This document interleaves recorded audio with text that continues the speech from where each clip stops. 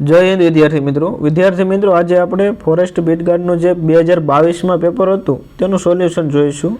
આ પેપરનું સોલ્યુશન જોઈશું એટલે આવનારી જે ફોરેસ્ટની એક્ઝામ છે તેમાં તમને ઘણું ઉપયોગી થશે કે કયા લેવલના પ્રશ્નો પૂછાય છે, કેવું પેપર હતું, કેવા પ્રશ્નો પૂછાય છે, એ બધું તમને જાણકારી મળી રહેશે। આ પેપર જે છે 27 માર્ચ 2022ના રોજ લેવામાં આવ્યું હતું એટલે નવું જ પેપર છે જે તમને આવનારી ફોરેસ્ટ બીટગાર્ડની એક્ઝામમાં ઘણું ઉપયોગી થશે।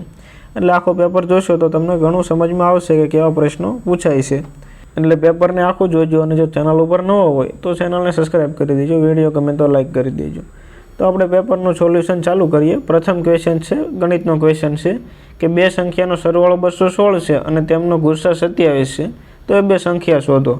તો પ્રથમ તો જોઈએ કે બેનો સરવાળો 216 થાય છે, તો જોઈએ કે કઈ કઈ સંખ્યાનો સરવાળો 216 થાય છે। તો પ્રથમ તો આ જે સંખ્યા છે 189 અને 81, એમાં જોઈએ તો સરવાળો 216 નહીં થાય, બરાબર, એટલે પ્રથમ તો નહીં જ આવે। એના પછી આ બીજી સંખ્યા છે 27 અને 189, તો આનો સરવાળો 216 થઈ જશે, બરાબર।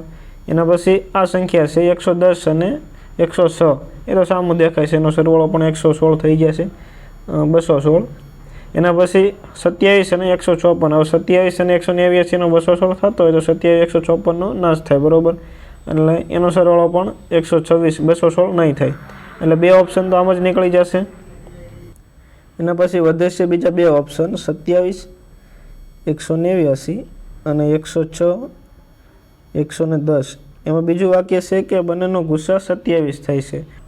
તો જો 27 ગુસ્સા થતો હોય તો સંખ્યાઓને 3 વડે નિશેષ ભાંગી શકાતી હોય। આજે 106 છે, એનો સરવાળો 7 થાય, તો જેના સરવાળાને 7 3થી ના ભાંગી શકાય એ સંખ્યાને પણ 3થી ના ભાંગી શકાય, એટલે ઓપ્શન સી નહીં આવે, ઓપ્શન બી જે છે એ રાઈટ આન્સર આવશે। એટલે પ્રથમમાં આવશે ઓપ્શન બી 27 અને 189। તેના પછી ત્યારનો એક કરંટનો ક્વેશ્ચન હતો કે ગુજરાત બજેટ 2022-23માં કયા જિલ્લામાં આયુર્વેદિક કોલેજ ચાલુ કરવાની જોગવાઈ કરવામાં આવી છે? તો સુરેન્દ્રનગરની અંદર આયુર્વેદિક કોલેજ શરૂ કરવાની જોગવાઈ કરવામાં આવી હતી 2022-23ના બજેટમાં, કરંટનો ક્વેશ્ચન હતો। એના પછી 5મા નંબરનો છે કે ભૂમિખંડની નજીક કાંધી જેવા ધીમા ઢાળવાળા સપાટ પહોળા સમુદ્ર તલના શીશરા ભાગને શું કહે છે? તો જે સમુદ્ર હોય એમાં અહીંયા પાણી ભરાય તો આ જે ભાગ છે એને આપણે ખંડીય સાજલી કહીએ છીએ, જે થોડો ઢોળાવવાળો ભાગ હોય છે પાણી ચાલુ થાય ત્યાંથી, એને આપણે ખંડીય સાજલી કહીએ છીએ। તો આની અંદર રાઈટ આન્સર આવશે ઓપ્શન બી, ખંડીય સાજલી।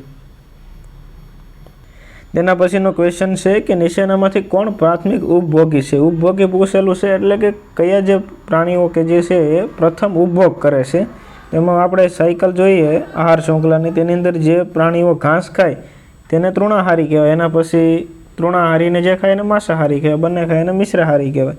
એટલે જે ઘાસ ખાતા હોય એ પ્રથમ ઉપભોગ કરે, એના પછી જે માંસાહારી હોય તૃણાહારીનો ઉપભોગ કરે, જે તૃણાહારીઓ ઘાસ ખાય છે એટલે આ જે પ્રાણીઓ છે એને પ્રાથમિક ઉપભોગીઓ કહેવામાં આવે છે। એટલે છઠ્ઠા પ્રશ્નમાં આન્સર થશે ઓપ્શન ડી। તેના પછી ત્યારનો કરંટનો બીજો ક્વેશ્ચન કે તાજેતરમાં global environment and climate action citizen award કોને આપવામાં આવ્યો હતો? વિરલ દેસાઈ જે છે એને ત્યારે આપવામાં આવ્યો હતો, ત્યારનો કરંટનો ક્વેશ્ચન હતો। તેના પછીનો પ્રશ્ન છે કે કોણાર્કના સૂર્ય મંદિરનું નિર્માણ કયા રાજાએ કરાવ્યું હતું? તો આજે ઓડિશાની પુરીની અંદર આવેલું છે મંદિર, કોણાર્કનું સૂર્ય મંદિર, બરાબર, એનું નિર્માણ જે છે એ નરસિંહદેવ પ્રથમ દ્વારા કરવામાં આવ્યું હતું, ઓરિસ્સાની અંદર આવેલું છે આ મંદિર। જ્યારે આપણે ગુજરાતમાં મોઢેરાનું સૂર્ય મંદિર આવેલું છે તેનું નિર્માણ ભીમદેવ પ્રથમે કરાવેલું હતું, તો આની અંદર રાઈટ આન્સર આવશે ઓપ્શન બી। તેના પછી છે કે વિશ્વમાં સૌથી ઓછું કાર્બન ડાયોક્સાઇડનું ઉત્સર્જન કરનારો દેશ કયો છે? કે કયો દેશ જે છે એ CO2નું સૌથી ઓછું ઉત્સર્જન કરે છે? તો જ્યાં સૌથી ઓછી ઇન્ડસ્ટ્રી હોય અને ઉદ્યોગો ઓછા હોય ત્યાં CO2નું ઓછું ઉત્સર્જન થાય। તો આપણો જે પાડોશી દેશ ભૂટાન છે ત્યાં સૌથી ઓછું CO2નું ઉત્સર્જન થાય છે। આ યાદ રાખજો, ફેક્ટ ડેટા છે કે ભૂટાન જે છે સૌથી ઓછું CO2નું ઉત્સર્જન કરે છે। એના પછી એક કહી દઉં કે અહીંયા જે ઓપ્શન ટીક કરેલા હોય તેને રાઈટ ના મારતા હું કન્ફર્મ કરું, પછી તે જે ઓપ્શન છે એના સાચા આન્સર માનજો। તેના પછીનો પ્રશ્ન છે કર્કવૃત અને પ્રમાણ સમય રેખા એકબીજાને કયા રાજ્યમાં કાપે છે? તો આપણે જે પૃથ્વીના ગોળાની રેખાની અંદર આડી રેખાઓ હોય તેને આપણે અક્ષાંશ વૃત્ત કહીએ છીએ। એની અંદર જે 66 ડિગ્રી ઉત્તર હોય તેને કર્કવૃત્ત અને 66.5 ડિગ્રી નીચે હોય એને આપણે મકરવૃત્ત કહીએ છીએ। તો આપણે જે કર્કવૃત્ત છે એ ભારતમાંથી પસાર થાય છે અને આપણે ભારતની વચ્ચોવચ્ચથી 82.5 ડિગ્રી એક સમય નિર્ધારિત કરવા માટે સમય રેખા કાઢવામાં આવી છે. આ રેખા જે છે એ આપણે છત્તીસગઢ છે ત્યાં કર્કવૃત બંનેને ક્રોસ કરે છે. એટલે આપણે જે છત્તીસગઢ છે ત્યાં જે સમય રેખા અને કર્કવૃત એકબીજાને ક્રોસ કરે છે, બરાબર. તેના પછીનો પ્રશ્ન છે કે ખ્વાજા મહમૂદ દરિયાઈ દુલાનું પવિત્ર સ્થાનક કયા જિલ્લામાં આવેલું છે? તો કલ્ચરનો પ્રશ્ન છે અને મહીસાગર જિલ્લામાં સ્થાનક. એના પછી ગુજરાતીનો પ્રશ્ન છે કે સાચી જોડણી પૂછો, જોડણી તપાસવાનો પ્રશ્ન છે. તિતિક્ષા, તો તિતિક્ષાનો મતલબ થાય છે કે સહનશીલતા, અને તેની સાચી જોડણી જે છે એ ઓપ્શન એમાં આપેલું છે તિતિક્ષા. બંને જે છે એ રિક્ષા રસવાઈ આવશે, દીર્ઘાયક પણ નહીં આવે, બરાબર છે. તો ઓપ્શન એની જે જોડણી છે એ સાચી થશે. તેના પછીનો બીજો ત્યારનો કરંટ અફેરનો ક્વેશ્ચન છે કે ટોક્યો ઓલિમ્પિક 2020માં ડિસ્ક થ્રો ભારત તરફથી અત્યાર સુધીનું સર્વશ્રેષ્ઠ પ્રદર્શન કરનારી કમલપ્રીત કૌરે પોતાના કયા ક્રમે પોતાની સફર પૂરી કરી? તો આ જે છે 6થા ક્રમે તેણે પોતાની સફર પૂરી કરી હતી. ઓપ્શન ડી જે છે રાઈટ આન્સર આવશે. અને ત્યારનો કરંટનો રમતગમતનો ક્વેશ્ચન હતો. એના પછી ગ્રાસલેન્ડ રિસર્ચ સેન્ટર ક્યાં આવેલું છે? એટલે આપણે ઘાસચારા માટેનું જે સંશોધન થાય છે તેનું સંશોધન સ્ટેશન ક્યાં આવેલું છે? તો આપણે જે અમરેલીનું ધારી છે ત્યાં આવેલું છે આ જે ગ્રાસલેન્ડ રિસર્ચ સેન્ટરનું સ્ટેશન.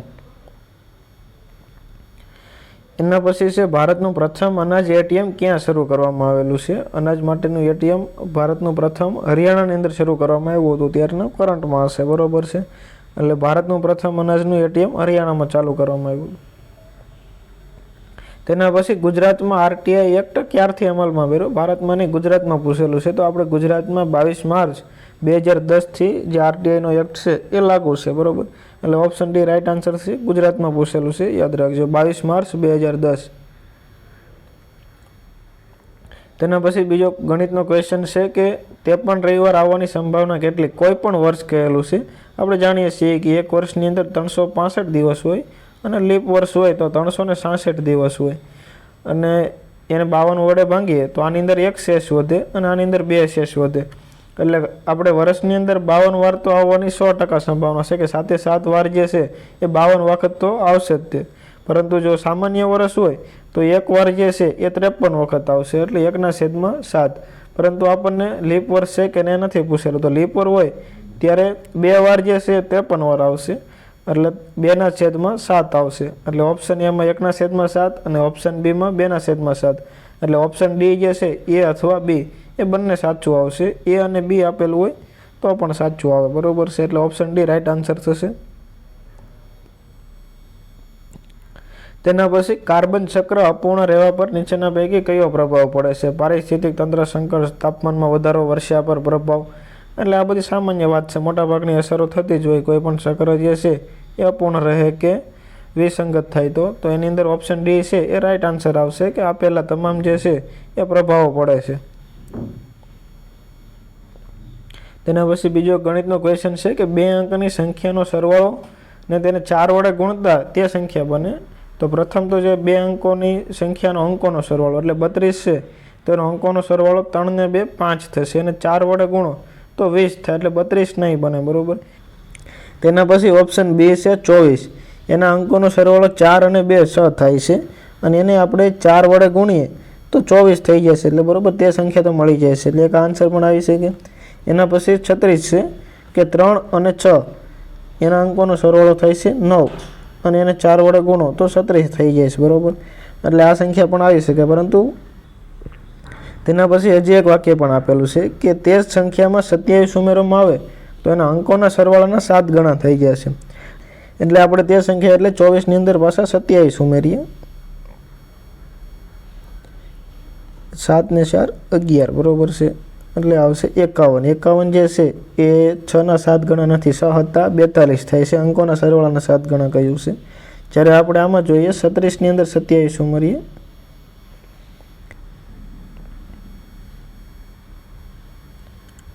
7 ને 3 13 અને 6, એટલે આપણે જે આનો અંક સરવાળો થાય છે 9, 9 7 63 થઈ જાય છે, બરાબર. એટલે ઓપ્શન સી જે છે એ રાઈટ આન્સર આવશે. તેના પછીનો પ્રશ્ન છે એ પણ ત્યારના કરંટનો પ્રશ્ન છે કે ગુજરાત સરકારની ગુજરાત નિરામય યોજનાનો પ્રારંભ ક્યાંથી કરવામાં આવ્યો? તો એ જે છે પાલનપુરથી પ્રારંભ કરવામાં આવ્યો હતો મુખ્યમંત્રી દ્વારા. એટલે ત્યારનો કરંટનો પ્રશ્ન હતો. એના પછી છે રાષ્ટ્રીય પ્રાણી આનુવંશિક સંશોધન બ્યુરોનું મુખ્યાલય ક્યાં આવેલું છે? તો આ મુખ્યાલય જે છે એ કરનાલ ખાતે આવેલું છે, અને આ કરનાલ જે છે એ હરિયાણામાં આવેલું છે.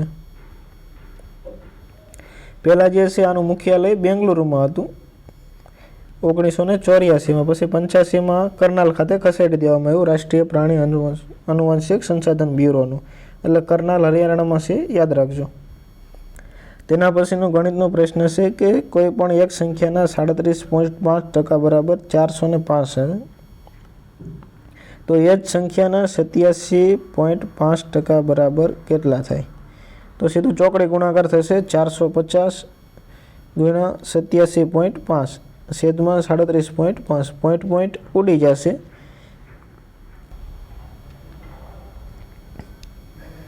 તો 450 ગુણ્યા 875 ભાગ્યા 375. આના તમે છેદ ઉડાડશો એટલે 1050 જે છે એ આન્સર આવશે. એટલે ઓપ્શન બી રાઈટ આન્સર થશે.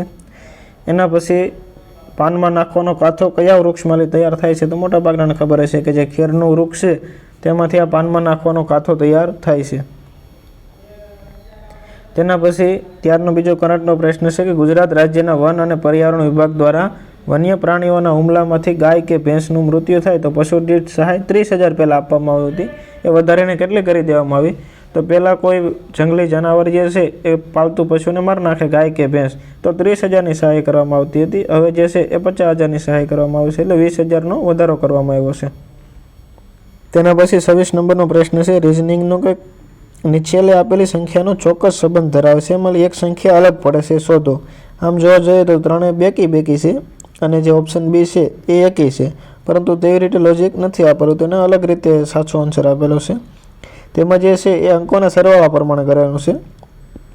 તો પ્રથમ એ જે છે એની અંદર 6, 8, 6 અને 2 બરાબર છે. 8 ને 6 14, 14 ને 6 20 ને 2 22 સરવાળો થાય છે. એના પછી ઓપ્શન સી છે 57, 82. તો 5 ને 7 12, 12 ને 8 20 ને 2 22, એનો સરવાળો પણ 22 થાય છે. જ્યારે ઓપ્શન બી છે 3 ને 9 12, 12 ને 7 19 ને 3 22, એનો સરવાળો પણ 22 થાય છે. જ્યારે ઓપ્શન ડી છે 98 42, 9 ને 8 17, 17 ને 4 21 ને 2 23, એટલે એનો સરવાળો 23 થાય છે. એટલે સંખ્યા અલગ પડે છે. અંકોના સરવાળા પ્રમાણે લોજિક લગાડેલું હતું, એટલે ઓપ્શન ડી જે છે એ રાઈટ આન્સર આવશે. તેના પછીનો પ્રશ્ન છે કે તાજેતરમાં વઢવાણા તળાવને રામસર સાઇટનો દરજ્જો આપવામાં આવ્યો છે. આ તળાવનું નિર્માણ કોણે કરાવ્યું હતું? તો આ તળાવનું જે નિર્માણ છે એ વડોદરાના ગાયકવાડ રાજા સયાજીરાવ ગાયકવાડ ત્રીજાએ કરાવ્યું હતું, જેને રામસર સાઇટનો દરજ્જો આપવામાં આવ્યો છે. એટલે રામસર સાઇટ ને એ બધું વ્યવસ્થિત કરી લેજો.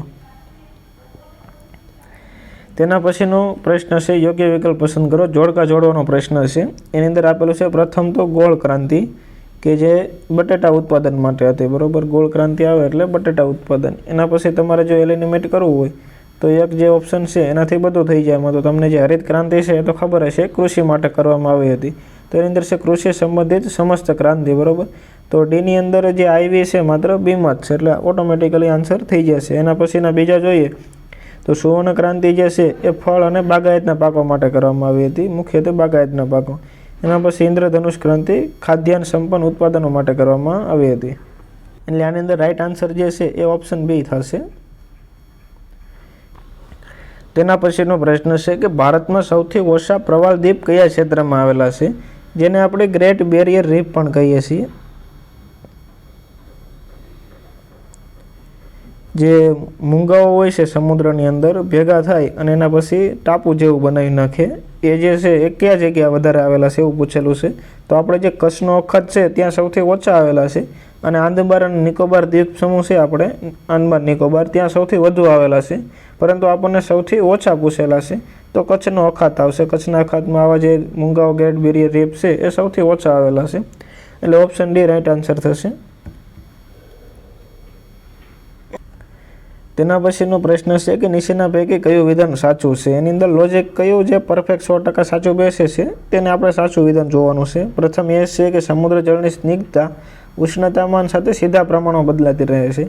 તો આ જે છે એક સાથે સીધા પ્રમાણમાં બંને ના બદલાય, બરોબર. એટલે આ વિધાન જે છે એ ખોટું થશે. એના પછી આપેલું છે કે સમુદ્ર જળની જે ઘનતા છે એ ક્ષારતાની સાથે ઘટે છે. તો એવું નથી ક્ષારતા ઘટે તો ઘનતા ઓછી થઈ જાય, એનો સંબંધ બીજા સાથે પણ બીજા કેમિકલો સાથે પણ રહેલો હોય છે. એટલે ઘનતા ઘટે તો ક્ષારતા ઘટી જ જાય એવું જરૂરી નથી. એના પછીનો ઓપ્શન સી જે છે એની અંદર લોજિક જે છે એકદમ રાઈટ બેસે છે કે શુદ્ધ પાણી કરતાં સમુદ્ર જળની વાહકતા વધારે હોય છે. પાણીની અંદર જેટલા ક્ષાર ને બધું વધારે હોય તેમ જે વીજ વાહકતા છે એ વધારે હોય છે. શુદ્ધ પાણીની અંદર કરંટ લાગતો નથી, એકદમ જે શુદ્ધ હોય તેની અંદર. બાકી બધા પાણીમાં લાગે છે, જેમ પાણી શુદ્ધ હોય તેમ ના લાગે, અને જેમ પાણીની અંદર બધું ક્ષારતા વધારે હોય તેમ તેનું વીજ વાહકતા વધે છે. એટલે ઓપ્શન સી જે છે એ રાઈટ આન્સર થશે. એના પછી મેંગ્રોવમાંથી એક પ્રશ્ન પૂછાયેલો છે. આપણે જે સમુદ્ર કિનારે મેંગ્રોવના જંગલો હોય તેમાંથી મેંગ્રોવ વનસ્પતિનો પ્રકાર કયો નથી એવું પૂછેલું છે. જંગલનો નહીં, પરંતુ મેંગ્રોવ જંગલની અંદર મેંગ્રોવ વનસ્પતિનો પ્રકાર પૂછેલો છે. એની અંદર કયો નથી એવું પૂછેલું. તો લાલ મેંગ્રોવ, કાળી મેંગ્રોવ અને સફેદ મેંગ્રોવ. આ મેંગ્રોવની જે વનસ્પતિ છે એ તો હોય છે જેના મૂળ જે છે એ લાલ હોય તેને લાલ મેંગ્રોવ કહેવાય, કાળા હોય એને કાળી મેંગ્રોવ કહેવાય, અને સફેદ મૂળ હોય તેને સફેદ મેંગ્રોવ કહેવાય. જ્યારે આસમાની મેંગ્રોવ છે આવી કોઈ મેંગ્રોવના પ્રકાર જે છે એ જોવા મળતા નથી.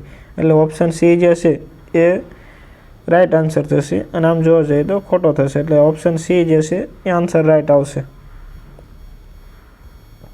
તેના પછીનો પ્રશ્ન છે વાંસદા નેશનલ પાર્ક ક્યાં જિલ્લામાં આવેલું છે?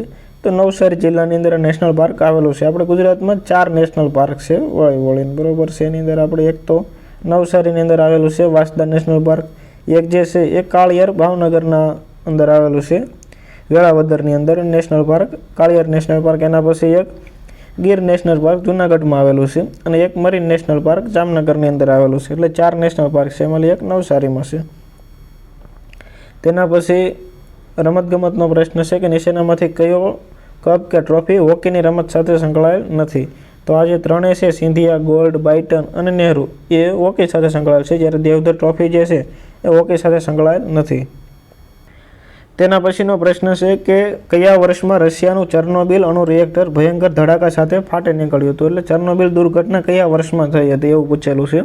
તો આ પ્રશ્ન છે હમણાં તલાટી અથવા તો જુનિયર ક્લર્ક 2 પણ પૂછાઈ ગયો હતો કે ચર્નોબિલ ક્યાં આવેલું છે. તો જે આ ચર્નોબિલ અણુ રિએક્ટર દુર્ઘટના જે છે એ 1986ની અંદર જે અણુથી પરમાણુ વીજળી ઘર હતું બનાવવાનું, એની અંદર ભયંકર દુર્ઘટના થઈ હતી અને ઘણા લોકો મરી ગયા હતા. એ જે છે એ ત્યારે રશિયામાં નહીં પરંતુ યુએસએસઆરમાં હતું. ત્યારે તે યુએસએસઆર જે છે એ સોવિયત સંઘ હતું. એની અંદર પછી 1991ની અંદર યુએસએસઆર જે છે એ 15 દેશોની અંદર તૂટી ગયું. એના અંદર સૌથી મોટો દેશ રશિયા હતો. એટલે ત્યારે રશિયા નહીં પરંતુ સોવિયત સંઘ હતું. અને અત્યારે જે હાલનું છે એ આપણે તલાટી જુનિયર ક્લાર્કમાં પૂછાય હતું કે ચર્નોબિલ ક્યાં આવેલું છે? તો એ જે છે એ યુક્રેનમાં આવેલું છે હાલની અંદર. 1986માં યુએસએસઆર હતું, સોવિયત સંઘ રશિયામાં હતું, પરંતુ હાલ જે છે એ યુક્રેનની અંદર આવેલું છે 1991 પછી ચર્નોબિલ જે છે એ. એટલે યાદ રાખજો હાલ યુક્રેનમાં છે, અને 1986ની અંદર આ દુર્ઘટના થઈ હતી. તેના પછીનો બીજો ત્યારનો કરંટનો ક્વેશ્ચન છે કે આઝાદી કા અમૃત મહોત્સવ India@75નું ઉદ્ઘાટન ક્યારે કરવામાં આવ્યું? તો આ ઉદ્ઘાટન જે છે એ 22 માર્ચ 2021ના રોજ ત્યારે કરંટમાં કરવામાં આવેલું હતું. ત્યારનો કરંટનો પ્રશ્ન હતો. તેના પછીનો પ્રશ્ન છે કે ભારતમાં કયા પર્યાવરણના પ્રશ્નો ગણાય છે? કે પર્યાવરણના પ્રશ્નો જોઈએ તો ઘણા બધા છે, પરંતુ આની અંદર આપેલું છે કે જંગલોનો સતત વિનાશ, તો બરોબર છે. એની અંદર પર્યાવરણનો પ્રશ્ન ગણી શકાય. એના પછી ભોપાલ દુર્ઘટના જેવી ગેસ ગળતરની સમસ્યાઓ, તો આ પણ જે છે પર્યાવરણની સમસ્યા ગણી શકાય કે આવા ગેસ વાતાવરણમાં ભળે એટલે પર્યાવરણનું હાનિ થાય અને નુકસાન થાય, પ્રદૂષણ થાય. એના પછી વિશાળ બંધો અને સિંચાઈની યોજનાઓ, આનાથી પણ પર્યાવરણ જે છે એને નુકસાન થાય, કારણ કે વિશાળ બંધો બાંધવામાં આવે અને ડેમને રોકી દેવામાં આવે તો આખું નિવેશન તંત્ર છે એની ઉપર ઘણી બધી નેગેટિવ અસર થતી હોય છે, અને બંધ બાંધવાથી ભૂકંપો પણ આવતા હોય છે. એટલે અમુક જે ઇકો સેન્સિટિવ ઝોન હોય તે બંધો બાંધવા માટે પણ પ્રતિબંધ હોય છે. એટલે આ ત્રણેય છે. એના પછી અણુ મથકોનો વિકાસ, એ તો આપણે હમણાં જોયું કે ચર્નોબિલની અંદર દુર્ઘટના થઈ યુક્રેનમાં, એનાથી પણ ઘણી જે જાપાનમાં પણ 2011માં ફુકુશીમાં દુર્ઘટના થઈ હતી. એટલે આ પણ જે છે એ પર્યાવરણ માટે સમસ્યા ગણી શકાય બધી. એટલે ઓપ્શન ડી રાઈટ આવશે કે આ જે 4 જે પ્રશ્નો છે એ પર્યાવરણ માટેના પ્રશ્નો ગણી શકાય. તેના પછીનો ત્યારનો બીજો કરંટનો પ્રશ્ન હતો કે ઓગસ્ટ 2021 દરમિયાન ગુજરાતમાં કેટલામાં વન મહોત્સવનું ઉજવણી કરવામાં આવી? તો ત્યારે 2021ની અંદર 72માં વન મહોત્સવ હતો, પછી એના પછી 22માં 73મો હતો, અને 23માં લાસ્ટ 74મો વન મહોત્સવ યોજવામાં આવ્યો હતો. હવે જે 24માં આવશે એ 75મો વન મહોત્સવ હશે, એટલે ત્યારે 72મો હતો અને આપણે ગયા વર્ષે 74માં ઉજવ્યો હતો. તેના પછીનો પ્રશ્ન ગ્રીન પીસ સંસ્થા વિશેનો છે કે તેના માટે કયા વિધાનો સાચા છે. આપણે રાઈટ વિધાન શોધવાના છે. પ્રથમ તો છે ગ્રીન પીસ સંસ્થાની સ્થાપના 1992માં થઈ હતી. તો વિધાન એકદમ ખોટું છે, કારણ કે એની સ્થાપના 1971માં થઈ હતી. એટલે પ્રથમ છે નીકળી જશે અને આ પણ નીકળી જશે. એના પછી બીજું છે કે ગ્રીન પીસ સંસ્થાનું પાયાનું સૂત્ર બ્યુટી વિધાઉટ ક્રુઆલિટી છે. તો આ વિધાન રાઈટ છે કે તેનું જે સૂત્ર છે એ આ છે, બરાબર. ધ્યેય વાક્ય કહીએ તો પણ ચાલે. એના પછી ત્રીજું છે ગ્રીન પીસ સંસ્થાના સ્વયંસેવકોને ગ્રેટ આર્મી કહેવામાં આવે છે. તો ખોટું છે. આવું જે છે એ કોઈ પણને કહેવામાં આવતું નથી, કે આવો કોઈ વર્ડ છે નહીં એના સ્વયંસેવકો માટે. એટલે ત્રીજું આવશે એ પણ ખોટું થઈ જશે. તો ઓપ્શન સી જે છે એ જ વધશે. એના પછી ચોથું વિધાન છે એ પણ સાચું છે કે ગ્રીન પીસ સંસ્થા સ્વતંત્ર અને બિન રાજકીય આંતરરાષ્ટ્રીય સ્તરે વિકસેલી સંસ્થા છે. તો આ જે વિધાન છે એ સાચું છે કે આ ગ્રીન પીસ સંસ્થા છે એ આંતરરાષ્ટ્રીય ક્ષેત્રે કામ કરે છે અને બિન રાજકીય એટલે નોન ગવર્મેન્ટલ સંસ્થા છે. એટલે ઓપ્શન સી જે છે એ રાઈટ આન્સર આવશે. તેના પછીનો પ્રશ્ન છે કે પર્યાવરણ પ્રેમી અને જંગલવિદ તરીકે જાણીતા એડવર્ડ જેમ્સ કોર્બેટની યાદમાં કયા પાર્કનું નામ બદલી અને જીમ કોર્બેટ નેશનલ પાર્ક રાખવામાં આવ્યું હતું. તો આજે આપણે જીમ કોર્બેટ નેશનલ પાર્ક છે એ ઉત્તરાખંડની અંદર આવેલું છે અને ભારતનું પ્રથમ નેશનલ પાર્ક છે. 1936માં આઝાદી પહેલાં બનાવવામાં આવેલું હતું. જીમ કોર્બેટ નેશનલ પાર્ક છે એ સૌથી પહેલું છે 1936માં. અને જ્યારે બનાવવામાં આવ્યું ત્યારે તેનું નામ જીમ કોર્બેટ નહોતું, પરંતુ તેનું નામ જે છે એ હેલી નેશનલ પાર્ક હતું. એના પછી પાછળથી તેનું નામ જે છે એ જીમ કોર્બેટના નામ ઉપરથી જીમ કોર્બેટ નેશનલ પાર્ક રાખવામાં આવ્યું. એટલે પ્રથમ નામ જે છે એ હેલી નેશનલ પાર્ક હતું. એના પછી ઘણી બધી કહાની છે કે જીમ કોર્બેટ જે છે એ શિકારી હતા અને જ્યાં હેલી નેશનલ પાર્ક હતું ત્યાં એક વાઘણ હતી જેણે 436 જેટલા લોકોનો ભોગ લીધો હતો, એટલે લોકોનો શિકાર કર્યો હતો. એટલે તેને મારવા માટે આ જીમ કોર્બેટને બોલાવવામાં આવ્યા હતા. એના પછી જે છે એને વાઘણને મારી નાખે છે. 436 ગિનિસ બુક ઓફ વર્લ્ડ રેકોર્ડમાં તેનું સ્થાન હતું. ચંપારણ એવી કંઈ નામની વાઘણ હતી, બરાબર. અને વાઘણને મારે છે ઘણી મહેનત પછી, અને પછી જોવે તો એને પહેલાં પણ ગોળી વાગેલી હોય છે, ગોળીનો શિકાર થયો હોય છે. એટલે જે બીજા પ્રાણીઓને પકડી શકે એમ ના હોય, એટલે માણસનો ખોરાક કરવા માટે મજબૂર થયું હોય છે. તેના પછી જીમ કોર્બેટનું હૃદય પરિવર્તન થાય છે અને એ વાઘ સંરક્ષણ માટે લાગી જાય છે. એટલે જે આ વાઘ સંરક્ષણ માટેનું પ્રથમ નેશનલ પાર્ક છે એ જીમ કોર્બેટના નામ ઉપર રાખવામાં આવે છે. તેના પછીનો પ્રશ્ન છે કે કઈ નીચેના પૈકી કઈ સંખ્યાને 11 વડે ભાંગતા શેષ શૂન્ય મળે. એટલે 11 વડે કઈ સંખ્યાને નિશેષ ભાંગી શકાય એવું પૂછેલું છે. તો તમને 11ની ચાવી ખબર હશે કે જે સંખ્યાને એક મૂકી અને એક સંખ્યાનો તફાવત લઈએ અને એનો સરવાળો શૂન્ય, સરવાળો નહીં તફાવત શૂન્ય અથવા તો 11 થાય તો એ સંખ્યાને 11 વડે ભાંગી શકાય. કઈ રીતે જોઈએ તો 23, 45, 87 અને 7 છે. તેમાં પ્રથમ એક મૂકીને એક સંખ્યા લેવાની, એનો સરવાળો કરવાનો. 2 ને 4 6, 6 ને 8 14, 14 ને 7 21 અને બીજી સંખ્યા લેવાની. એના પછી 3 ને 5 8, 8 ને 7 13 થશે. એટલે 21માંથી 13 જાય તો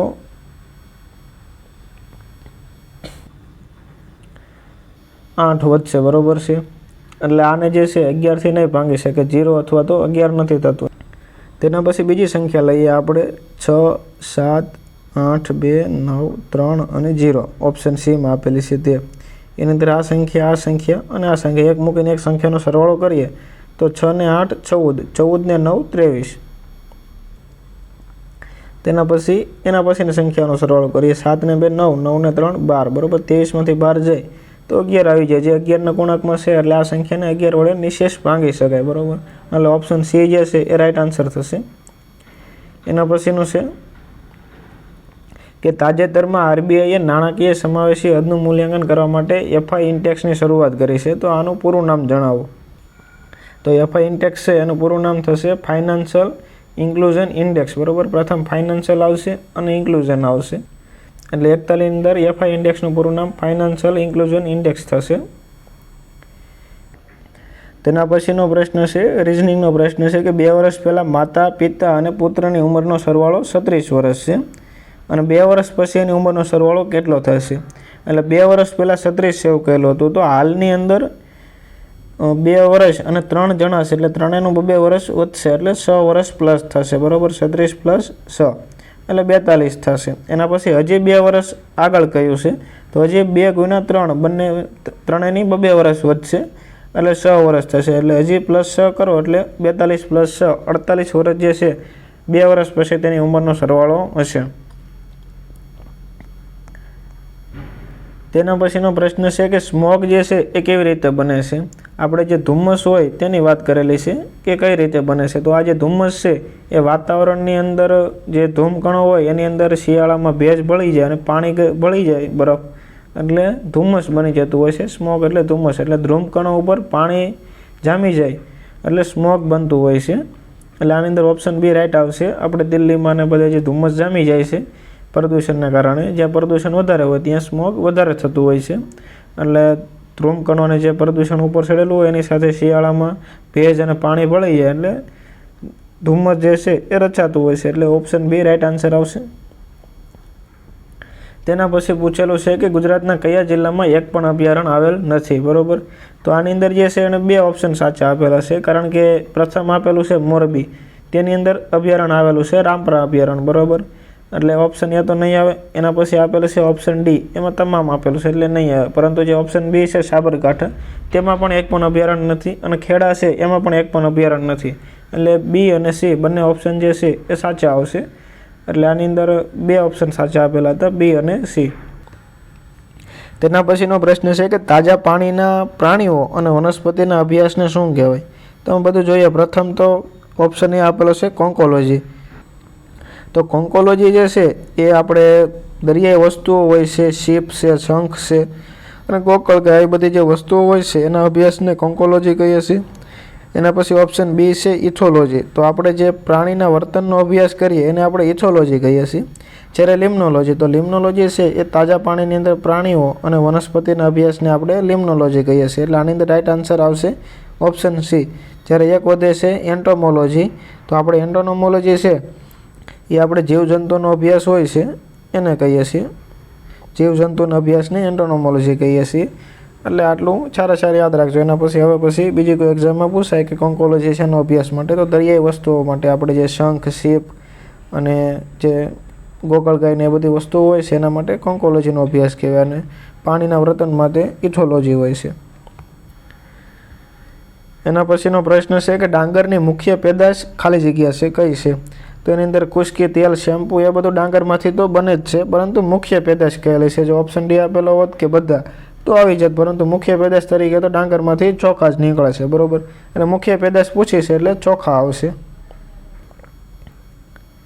તેના પછીનો ગણિતનો પાછો પ્રશ્ન છે કે શાળામાં વાર્ષિક ઉત્સવમાં 1260 વિદ્યાર્થીઓ હાજર હતા, જે છે એ શાળાના કુલ સંખ્યાના 70% હતા.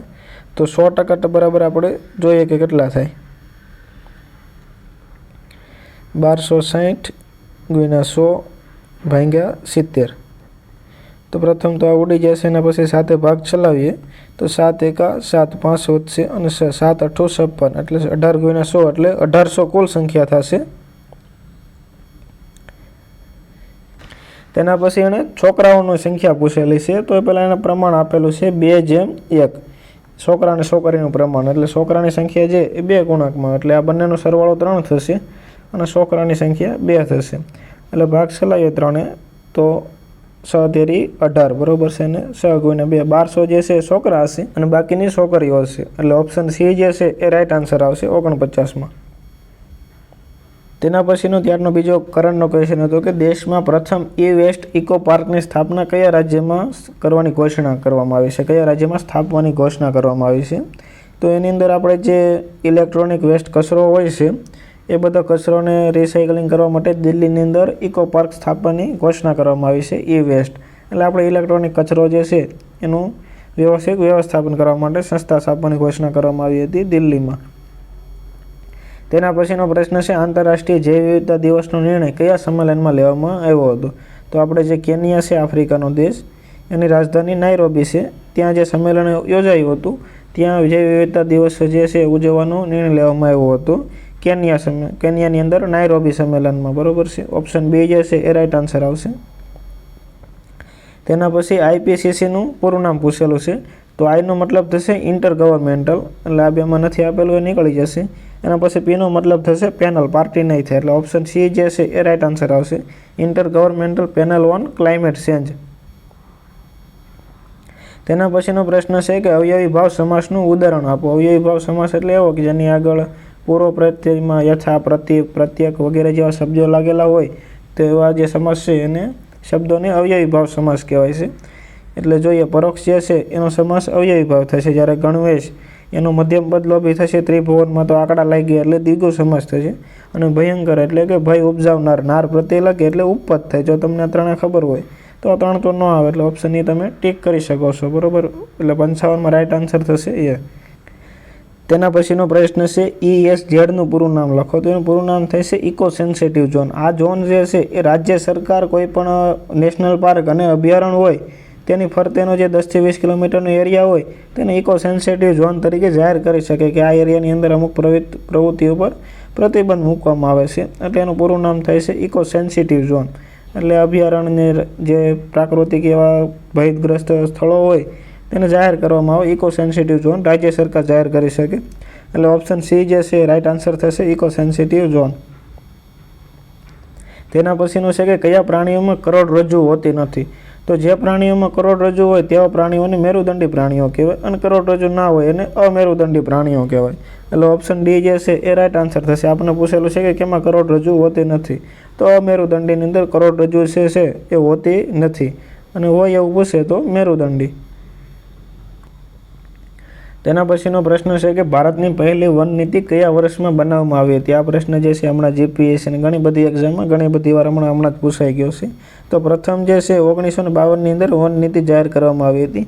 એના પછી બીજી પૂછશે તો 1988માં બીજી વન નીતિ જાહેર કરવામાં આવી હતી. એટલે પ્રથમ જે છે 1952માં હતી. હમણાં ઘણી બધી વાર પૂછાઈ ગયો છે, યાદ રાખજો આ પ્રશ્ન. તેના પછીનો પ્રશ્ન છે સંખ્યા આપેલી છે અને ખાલી જગ્યા આપેલી છે, અને કહેલું છે કે જો આ સંખ્યાને 3 વડે ભાંગી શકાતી હોય તો આ જે ખાલી જગ્યા છે તેની કિંમત શું થશે. તો તમને ખબર હશે કે 3ની છાવી, કે જે સંખ્યાના સરવાળાને 3થી ભાંગી શકાય તે સંખ્યાને 3થી ભાંગી શકાય.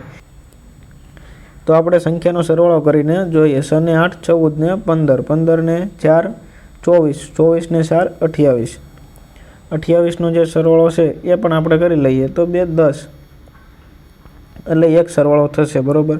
હવે આની અંદર 2 ઉમેરીએ તો પણ 3 થઈ જશે, એટલે આ સંખ્યાને ભાંગી શકાશે 2 હશે તો પણ. એના પછી આગળ જોઈએ 8 જે છે 1માં 8 ઉમેરીએ તો 9 થઈ જશે, તો 9માં પણ 3થી ભાંગી શકાશે, એટલે 1 અને 2 બંને જે હોય તો પણ ભાંગી શકાશે. એટલે ઓપ્શન સી જે છે એ રાઇટ આન્સર થશે, 1 અને 2 બંને. એટલે 59ની અંદર સી આવશે, 1 અને 2.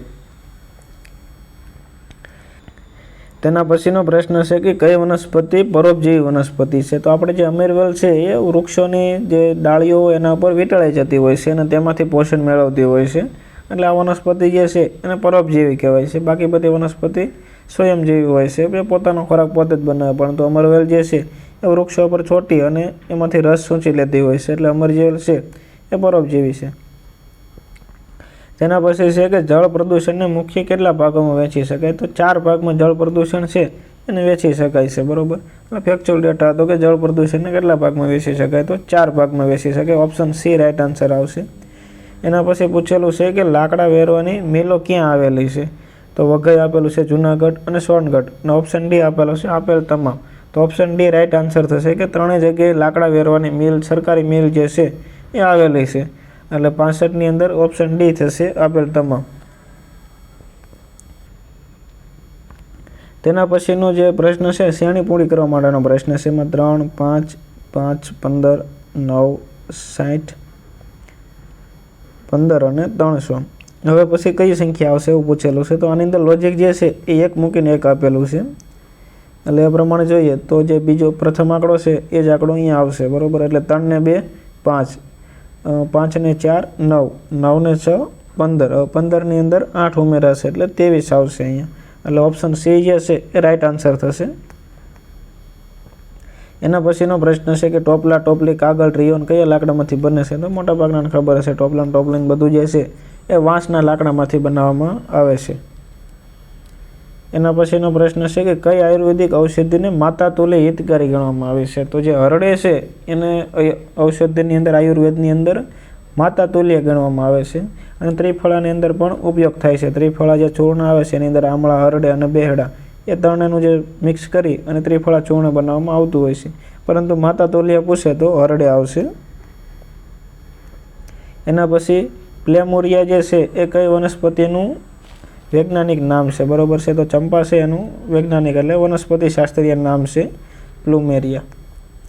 તેના પછીનો પ્રશ્ન છે કે જમીન તેના ઉદ્ભવ સ્થાનથી સ્થળાંતર થઈ અને બીજી જગ્યાએ પથરાઈ જાય તો તેના ઘસારાના પરિબળો કયા હોઈ શકે છે? બરાબર, તો નદી જે જમીન છે એના ઘસારામાં નદી પણ હોય છે, હિમ નદી પણ હોય છે અને પવન પણ હોય છે. એટલે બધા પરિબળો જે છે એ નદીના ઘસારાની અંદર કાર્ય કરતા હોય છે. એટલે આપેલ તમામ આવશે ઓપ્શન ડી. એના પછીનો પ્રશ્ન છે કે ગુજરાતના વન અને પર્યાવરણ મંત્રી કોણ છે? બરાબર, તો ત્યારનો કરંટનો ક્વેશ્ચન છે. ત્યારે કિરીટસિંહ રાણા હતા. આપણે જે હાલમાં છે એ મુળુભાઈ બેરા છે. યાદ રાખજો કે હાલના વન અને પર્યાવરણ મંત્રી કોણ છે? તો મુળુભાઈ બેરા જે છે એ વન અને પર્યાવરણ મંત્રી છે. ત્યારનો પ્રશ્ન છે. આ જે ત્યારનું છે તો કંઈ યાદ રાખવાની જરૂર નથી, અત્યારનું યાદ રાખજો. અને કેન્દ્ર લેવલે જે આપણે ભૂપેન્દ્ર યાદવ છે. એના પછી છે વનસ્પતિ પર્ણોમાંથી અન્ય ભાગો તરફ પ્રકાશ સંશ્લેષણની નિષ્પજોનું વહન કોના દ્વારા થાય છે? તો આપણે જે અનુવાહક પેશીઓ હોય છે તેના દ્વારા વનસ્પતિના પર્ણોમાંથી અન્ય જે ભાગો છે તેની અંદર ખોરાકનું વહન થતું હોય છે. પ્રકાશ સંશ્લેષણની નિપજ એટલે તેનો ખોરાક જે છે એનું વહન અનુવાહક પેશીઓ કરતી હોય છે. એને બી નહીં આવે. બરાબર, ઓપ્શન બી રાઈટ આન્સર આવશે. તેના પછીનો પ્રશ્ન છે કે ગુજરાતમાં સૌથી વધુ કૂવા કયા જિલ્લામાં આવેલા છે? તો જૂનાગઢમાં આવેલા છે. અને એવું પૂછે કે સૌથી ઊંડા પાતાળ કૂવા ક્યાં? તો મહેસાણામાં આવેલા છે. વધુ જૂનાગઢમાં છે. એના પછીનો પ્રશ્ન છે કે કાર્બનનું ઉત્સર્જન આ ગતિએ ચાલુ રહેશે યથાવત રહેશે તો 2050 સુધીમાં વિશ્વનું સરેરાશ તાપમાન કેટલું વધી શકે છે? તો આ પ્રશ્ન હમણાં પણ બીજે કંઈક પૂછાઈ ગયો છે. તો 2 સેલ્સિયસ જેટલું તાપમાન છે એ વધારે વધશે. બરાબર છે, જો આ રીતે તે કાર્બનનું ઉત્સર્જન ચાલુ રહેશે તો 2050 સુધીમાં હજી 2 સેલ્સિયસ જેટલું તાપમાન વધશે. એના પછીનો પ્રશ્ન છે કે ઇકોસિસ્ટમનો શબ્દનો પ્રથમ પ્રયોગ કોણે કર્યો હતો? બરાબર, તો જે આર્થર જ્યોર્જ ટાન્સલી છે એણે ઇકોસિસ્ટમ શબ્દનો પ્રથમ ઉપયોગ કર્યો હતો. અને ઇકોટોનનો ઉપયોગ પૂછે તો એ આવશે એસ્ટન હેકલ. બરાબર છે, પરંતુ ઇકોસિસ્ટમ પૂછ્યું છે તો આર્થર જ્યોર્જ ટાન્સલી આવશે. એના પછી ભારતનો પ્રથમ નેશનલ પાર્ક કયો છે? એટલે પાણીમાં તરતો કયો છે? તો આપણે મણિપુર છે એની અંદર લોકટક તળાવ આવેલું છે. આ તળાવની અંદર ઘાસ જે છે એ તરતું છે અને એની અંદર એક નેશનલ પાર્ક બનાવેલું છે કેબુલ લામજાઓ. એનું જે છે એ તરતું નેશનલ પાર્ક છે. ને ભારતનું પણ એકમાત્ર તરતું નેશનલ પાર્ક છે. જ્યાં છે ડાન્સી હિરણ પણ જોવા મળે, જે મણિપુરનું રાષ્ટ્રીય પ્રાણી છે. તો યાદ રાખજો કે કેબુલ લામજાઓ છે એ મણિપુરમાં આવેલું છે અને લોકટક તળાવમાં આવેલું છે. લોકટક તળાવ જે છે એ મણિપુરમાં આવેલું છે. એની અંદર જે છે ઘાસના બધા ટાપુ જેવું છે ને ફર્યા કરે છે. બરાબર છે, એટલે આ જે નેશનલ પાર્ક છે એને તરતું નેશનલ પાર્ક કહેવામાં આવે છે. એના પછીનો પ્રશ્ન છે સમગ્ર જીવો તથા ભૌતિક પર્યાવરણ વચ્ચેના આંતરસંબંધોનો અભ્યાસ કરવામાં આવે તો તેને કયું વિજ્ઞાન કહેવામાં આવે છે? તો એને પારિસ્થિતિક ઇકોસિસ્ટમ કહેવામાં આવે છે. સમગ્ર જીવોનો ભૌતિક અને પર્યાવરણનો આંતરસંબંધનો અભ્યાસ કરવામાં આવે અને પારિસ્થિતિક ઇકોસિસ્ટમ કહેવામાં આવે છે. એના પછી IRADIના છેલ્લા ચેરમેન કોણ હતા? બરાબર, તો સુભાષચંદ્ર ખુટિયા. બરાબર, એ ત્યારનો કરંટનો ક્વેશ્ચન હતો. તેના પછીનો પ્રશ્ન છે કે છેલ્લા અંદાજ મુજબ દેશના જંગલ વિસ્તારનું કુલ ક્ષેત્ર ભૌગોલિક ક્ષેત્રના અંદાજિત કેટલા ટકા છે? તો 22% જેટલું જે છે એ અંદાજિત છે. હાલમાં જે જંગલ અને વૃક્ષ આવરણ વિસ્તાર મળી અને 2021ના રિપોર્ટ મુજબ 24% જેવું થાય છે. એટલે ત્યારનું જે છે માત્ર જંગલનું પૂછીએ તો 21-22% જેટલું અંદાજિત છે દેશના કુલ વિસ્તારનું. એટલે ઓપ્શન એ જે છે એ રાઈટ આન્સર થશે. એના પછીનું છે કે કયા દિવસને ઇન્ટરનેશનલ ટાઈગર ડે તરીકે ઉજવવામાં આવે? તો 29 જુલાઈ છે અને આપણે વિશ્વ વાઘ દિવસ તરીકે ઉજવીએ છીએ. 29 જુલાઈ યાદ રાખજો. એના પછીનો પ્રશ્ન છે કે નીચેનામાંથી કયું વ્યતિરેક અલંકારનું ઉદાહરણ છે? તો વ્યતિરેક એટલે કે વધારે પડતું થઈ જાય. તો કાશ્મીર જે છે સ્વર્ગ કરતાં પણ સુંદર છે, તો અતિરેક થઈ ગયો. બરાબર, તો બી આન્સર આવશે. એના પછી જેમ આવે છે એટલે ઉપમા આવશે. સડક પરખું ફરીને સૂઈ ગઈ સજીવારોપણ આવશે. એટલે આમાં રાઈટ આન્સર થશે ઓપ્શન બી, કાશ્મીર સ્વર્ગ કરતાં પણ સુંદર છે. એના પછી વનોને કાપવા ઉપર પ્રતિબંધ મૂકનાર પ્રથમ વિશ્વનો દેશ કયો છે? તો જે આપણે ઉત્તરમાં આવેલો છે નોર્વે દેશ. સ્કેન્ડિનેવિયા દેશ છે, ફિનલેન્ડ, નોર્વે અને સ્વીડન. એમાંથી નોર્વે છે એને વન કાપવા ઉપર સંપૂર્ણ પ્રતિબંધ મૂકેલો છે. એના પછીનો પ્રશ્ન છે, ગુજરાતી સાહિત્યમાં જાણીતા એવા ઘાયલ કોનું ઉપનામ છે? બરાબર છે. તો જેનું મૂળ નામ અમૃતલાલ ભટ્ટ છે, એનું ઉપનામ ઘાયલ છે. બરાબર છે. ઘાયલનું ઉપનામથી એણે ઘણી બધી શેરો શાયરીઓ લખી છે. બરાબર. એટલે અમૃતલાલ નાયક છે, એનું ઉપનામ ઘાયલ છે. એના પછીનો ગણિતનો પ્રશ્ન છે કે 10 રૂપિયાની સિક્કાની કુલ સપાટીનું ક્ષેત્રફળ શોધવા કયા સૂત્રનો ઉપયોગ થશે? તો આની અંદર બંધ નળાકાર જેવું સૂત્ર આવશે, એટલે 2πr કૌંસની અંદર r+h જે છે ઓપ્શન સી રાઈટ આન્સર આવશે. એના પછી છે કે રૂઢિપ્રયોગનો અર્થ આપો. તો દાણો ચાપી જવો. બરાબર. એનો અર્થ થાય છે કે પ્રયત્ન કરી જવો, પાણી ઓછું આવવું એ પણ આવે મદદમાં. દાણો ચાપી જવો એટલે એકવાર પ્રયત્ન કરી જવો. બરાબર છે. એક્સપેરિમેન્ટ કરી લેવું એટલે દાણો ચાપી જવો. તેના પછીનો પ્રશ્ન છે કે નીચે આપેલા રેખાંકિત વાક્યનો ક્રિયા વિશેષણનો પ્રકાર જણાવો. તો આ જે છે એનો ક્રિયા વિશેષણનો પ્રકાર થશે કે અનિતાએ ધડામ દઈને બારણું બંધ કર્યું. તો કેવી રીતે બારણું બંધ કર્યું એવું પૂછાશે. એનો ક્વેશ્ચન પૂછીએ કે શું થયું, કે કેવી રીતે બારણું બંધ કર્યું? તો ધડામ દઈને એટલે રીતિવાચક. કઈ રીતે બંધ કર્યું એટલે રીતિવાચક આવશે. બરાબર છે. ધડામ દઈને. કેવી રીતે? તો કે ધડામ દઈને. એટલે ઓપ્શન ડી રાઈટ આન્સર. તેના પછીનો સમાસનું પૂછેલું છે કે કયો ઉપપદ સમાસનું ઉદાહરણ નથી? તો જે નાર શબ્દ પાછળ ના લાગે તે ઉપપદ ના આવે. ગંગાધર એટલે ગંગાને ધારણ કરનાર. તેના પછી સરોજ જે કમળનો તે સામાનાર્થી શબ્દ છે કે કાદવમાં ખીલનાર. તટસ્થ એટલે તટસ્થ રહેનાર. આગબળ એટલે આગ વડે ચાલતી બોટ એ મધ્યમ પદલોપી થઈ જશે એટલે ઉપપદ સમાસનું નથી. બરાબર છે. આ તમને ખબર હોય તો પણ એ પણ લખી શકો છો તમે. આગબોટ એટલે આગ વડે ચાલતી બોટ. તેના પછીનો પ્રશ્ન છે કે અન્ન આહાર અને ઘી વ્યવહારે એનો જે છે અર્થ પસંદ કરો. તો એનો અર્થ થશે દરેક વસ્તુ પ્રમાણસર શોભે. બરાબર છે. અન્ન છે આહારમાં અને ઘી વ્યવહારમાં શોભે છે. એનો અર્થ થશે ઓપ્શન સી દરેક વસ્તુ પ્રમાણસર શોભે. તેના પછીનો ઔષધિનો પ્રશ્ન છે કે 12માસી ઔષધિનો ઉપયોગ નીચેના પૈકી કયો છે? તો 12માસીનો ઉપયોગ જે ફૂલવાળીની ચા પીવાથી બ્લડ પ્રેશર જે છે લોહીનું દબાણ ઘટાડી શકાય છે. એટલે ઓપ્શન એ જે છે એ રાઈટ આન્સર આવશે. બાકીના જે તેના કોઈ ઉપચારો નથી. એટલે 12માસોના ફૂલવાળી ચા પીવાથી લોહીનું દબાણ ઘટાડી શકાય છે. એના પછીનો પ્રશ્ન છે સંદનો પ્રશ્ન છે. આપણે આ જે એક્ઝામ છે એની અંદર સંદ નથી આપેલા. બરાબર. સિલેબસની અંદર આવનારી એક્ઝામ છે એમાં છે કે સતી બેભાન થઈને આની અંદર આપણે આપેલા નથી. એટલે જોઈએ તો ઓપ્શન બી જે છે એ રાઈટ આવશે. ઓપ્શન એ ખોટો થશે. એટલે બી રાઈટ આવશે. આપણે નથી પૂછવાનું તો ખોટો ટાઈમ પાસ શું કરે. તેના પછીનો પ્રશ્ન છે કે સોનેટ બાબતે નીચેના પૈકી કયા વિધાનો સુસંગત છે? તો સોનેટ સાહિત્ય પ્રકારનો ઉદ્ભવ ઇટાલીમાં થયો છે. રાઈટ વાત છે. સોનેટ લખવાની પ્રથમ શરૂઆત બકા ઠાકોરે કરી છે. એટલે સોનેટના પિતા પણ કહેવાય છે ગુજરાતમાં. તેના પછીનું વિધાન છે શેક્સપિયરિયન સોનેટ 4 પંક્તિ અને 3 વિભાગો અને છેલ્લા 2 અંકમાં આવે છે. આ વિધાન જે છે એ કદાચ તમને નહીં ખબર હોય, પરંતુ ચોથું વિધાન ખબર હોય તો તમારો આન્સર આવી જાય એવું હતું કે છેલ્લું દર્શન સોનેટ કાવ્ય ચંદ્રવદન મહેતાએ લખ્યું છે. તો એ ખોટી વાત છે. એ આપણે 11મા ધોરણમાં આવે છે. જે રાવી પાઠકે લખેલું છે. 11મા ધોરણની ગુજરાતીમાં આપેલું છે. એટલે આઈવી કાઢી નાખો એટલે 1, 2 અને 3 વધશે. બરાબર છે. એટલે ચોથું ખોટું છે. એટલે સાચા વિધાનો પૂછેલા છે તો 1, 2 અને 3 આવી જશે. આ તમને 3 વિધાન ના ખબર હોય, માત્ર ચોથું ખબર હોય તો પણ તમારો આન્સર જે છે એ આવી જાય. એના પછીનું છે કે કઈ 2 આધુનિક ટૂંકી વાર્તાઓ છે? તો અતિગમન અને જે આ ઘેર પેલે ઘર, આ જે 2 છે એ ટૂંકી વાર્તાઓ છે. એને રાઈટ આન્સર આપેલો છે. તમને આવડતો ટીક કરી શકો છો, નહીંતર એ ટીક કરી દેવો. એના પછી છે કે બેઠી ખાટે ફરી વળી બધી મેળીએ ઓરડામાં. આ જે પંક્તિ છે એ આપણે જીસીઆરટીમાં આવે છે કે જૂનું પિયર ગીર સોનેટ છે એની અંદર આ પંક્તિ આપેલી છે. તો તેમાંથી લીધેલી છે. ઓપ્શન બી જે છે એ રાઈટ આન્સર આવશે. એના પછીનો 98મો પ્રશ્ન છે કે ગોવાની અંદર કયા અભયારણ્ય આવેલા છે? તો સલીમ અલી જે છે આપણે પક્ષી વિદ્યાતા એના ઉપલી રાખવામાં આવેલું છે. ભગવાન મહાવીર અને નેત્રાવલી 3 ને 3 જે છે એ ગોવાની અંદર આવેલા છે. ગોવામાં ઘણા અભયારણ્યો છે. એની અંદર 3 જે છે એ ગોવાની અંદર આવેલા છે. 3 ને 3 એટલે ઓપ્શન ડી જે છે એ રાઈટ આન્સર થશે. તેના પછીનો પ્રશ્ન છે કે સામાનાર્થી શબ્દ કયો છે? તો કાપડ એટલે દુકુળ થાય છે અને કામદેવ એટલે રતિપતિ. બંને જે છે શબ્દ સામાનાર્થી સાચા શબ્દ જોડાયેલા છે. એટલે એ અને 2 બંને આવશે. બરાબર. ઓપ્શન સી રાઈટ આન્સર થશે. તેના પછીનો લાસ્ટ ક્વેશ્ચન છે કે નીચેના પૈકી કઈ સંખ્યા મોટી છે? બરાબર. એની અંદર આપણને આપેલી છે સંખ્યા 1/4, 5/20, 2/9 અને 6/23. તો આના છેદ ઉડાડીએ તો 4 × 5 = 20 એટલે આ જે બંને સેમ જ થઈ ગયા છે, એટલે આ બંને તો સેમ છે એટલે નાની મોટી નહીં આવે. એના પછી જોઈએ તો આ 2/9 અને 6/3 એને જોવું હોય તો ચોકડી ગુણાકાર કરીને તમે જોઈ શકો છો. 9 6 54 જેનો આંકડો મોટો આવે તે મોટી સંખ્યા અને 23 2 46 એટલે આ જે છે મોટું આવે છે એટલે ઓપ્શન ડી જે છે એ રાઈટ આન્સર થશે 6/23. તો અહીંયા જે આપણું પેપર સોલ્યુશન હતું એ પૂરું થાય છે. ફોરેસ્ટ 2022નું પેપર હતું. આઈ હોપ કે તમને આ સોલ્યુશન જે છે એ ગમ્યું હશે.